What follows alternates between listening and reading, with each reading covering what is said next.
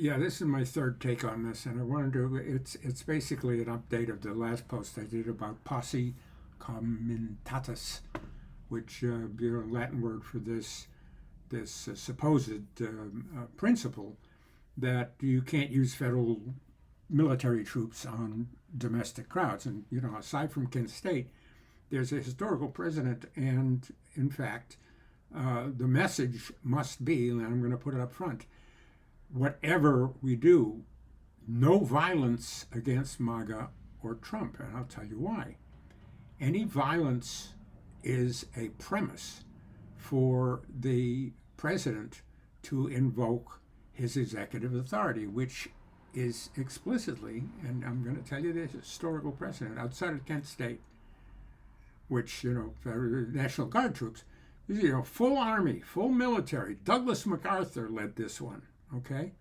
And Eisenhower and Patton were behind him, were subordinates of Douglas MacArthur in 1932, launches and rolls the tanks and fires on what was called a Hooverville, 17,000 World War I veterans who had protested and they were living in tents. They couldn't afford anything else. It's homeless, as we are now. Tremendous. This is the Depression. So Hoover's still president, and he sicks the army on him. Tanks roll over bulldoze all the tents, and shoot two of the World War I veterans dead. Now, the World War I veterans, what's the war bonds, the prize that were promised World War I veterans? You died, you're maimed, you're struggling through life. We're going to pay you right after World War I. We're going to pay you your war bonus, which is more than their salary. War bonus for your sacrifice. Thank God, we survived World War I. Now, simultaneous with the Hooverville and the Depression and so forth and stiffing of the veterans, similar thing is going on in Italy. In fact, maybe 10 years earlier, Mussolini comes to power on the premise that, our former ally, the United States, stiffed us in the Versailles Treaty. And what did they stiff us for? They promised us secretly to be our ally. We're going to help you recover your lost lands that you once had claim to.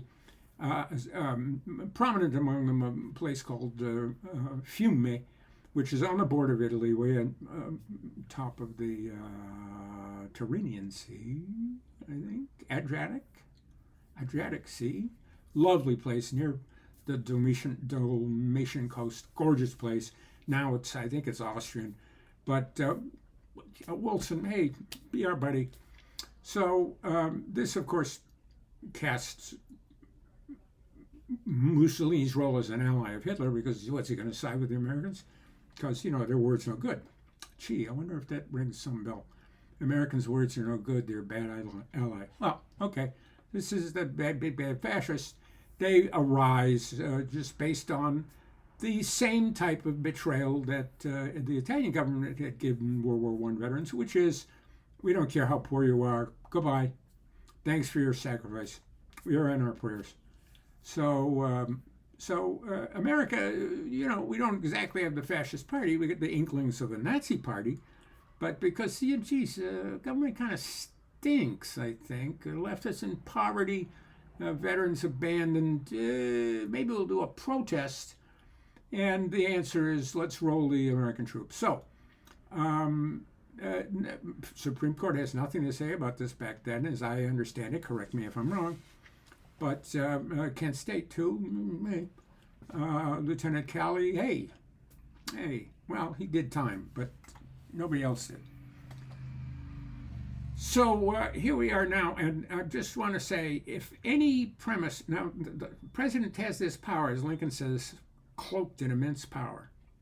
President, we've been lucky because we've had presidents that are, fairly well intended, only mildly criminal, although some very recently would have done time for what they got away with in the White House. Some of whom were my heroes.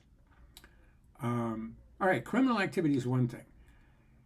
Sociopaths and psychopaths that are so obsessed with their grandeur and magnificence We haven't quite had a Caligula. Well, arguably we got one right now. All he needs is a premise to use his executive power, and don't think that the Supreme Court's going to back you up and this is going to be great. Posse comitatus, you can't, your American troops. They can't possibly do this.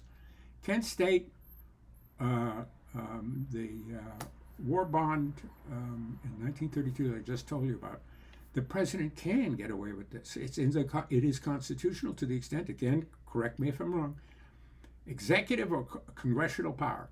If it's in the Constitution, it says, well, look in the Constitution. The Constitution says executive power if there is insurrection. The president is the man, according to his subjective evaluation. If he sees there's violence in the street, there's black people with guns, they're breaking into the jewelry stores, there's mobs, there's danger, there's big trouble in River City, I'm going to use federal forces, and I can use federal forces. He's already started the precedents, and he's set precedent for the next guy who isn't an idiot, who isn't a fool, demonstrably incompetent in his job, and an outrageous comical liar. I mean, absurd lies streaming from this guy that we all know is total nonsense. We're going to get a smart, really evil president who's competent, who knows what he's doing.